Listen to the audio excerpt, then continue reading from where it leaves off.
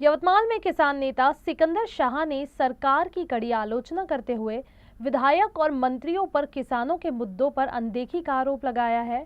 उन्होंने कहा कि मंत्री नागपुर अधिवेशन में बेकार मुद्दों पर बहस करने के बजाय किसानों की समस्याओं को हल करने पर ध्यान दे। महाराष्ट्राच्या विधानसभेचं विधानसत्र चालू आहे, ज्याला आम्ही विदर्भवासी म्हणतो की हिवाळी अधिवेशन. हिवाळी अधिवेशन आतापर्यंत जी आम्ही पाहिलेली आहे त्या अधिवेशनामध्ये नुसतं कोंबड बाजारासारखं भांडण्याचं काम हे 10-15 दिवसामध्ये करतात आणि कोंबड्याची मटणाची जोरदार पार्टी उडवतात. हे पूर्ण मंत्री आणि आमदार लोक इथून निघून जातात. आतापर्यंतच्या इतिहासामध्ये पाहिलं तर विदर्भातील जे मूळ प्रश्न आहेत ते एकही प्रश्नाला यांनी हात लावलेला नाही.